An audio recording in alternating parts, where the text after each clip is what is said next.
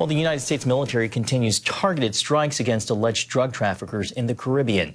President Trump is vowing to cut off aid to Colombia, accusing its president of being an illegal drug leader. CBN National Security Correspondent Caitlin Burke reports.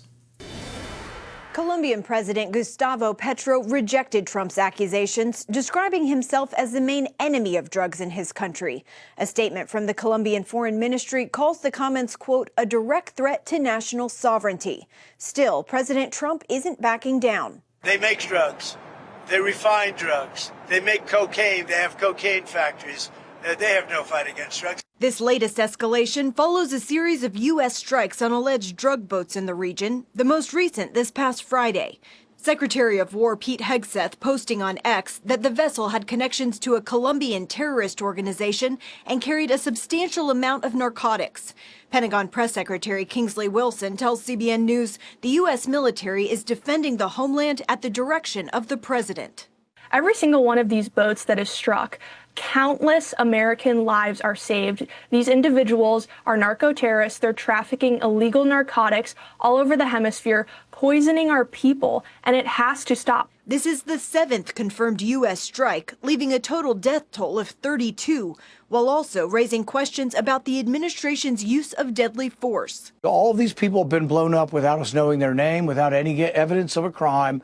I can tell you that we know who these people are. We know what they're doing, where they're coming from, where they're going. There is absolutely no doubt that these individuals are narco-terrorists. One of the recent strikes was a semi-submersible submarine. You don't have a semi-submersible submarine if you're just a fisherman.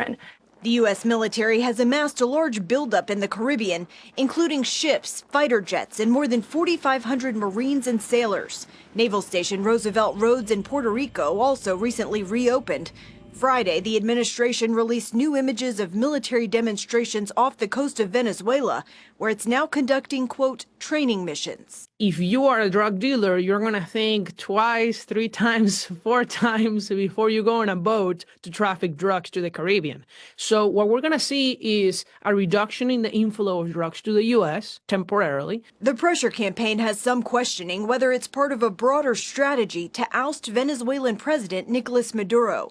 Manhattan Institute fellow Daniel DiMartino, the founder of the Dissident Project, tells CBN News the Maduro regime and the Venezuelan drug trafficking organization are one and the same. We either keep boats and military strikes on the Caribbean perpetually, or we stop the Maduro cartel once and for all, which is not only about drugs, it's also about illegal immigration, it's about crime, it's about Russia and China. The Trump administration has repeatedly said it does not recognize Maduro as a legitimate head of state, but rather the leader of a drug cartel.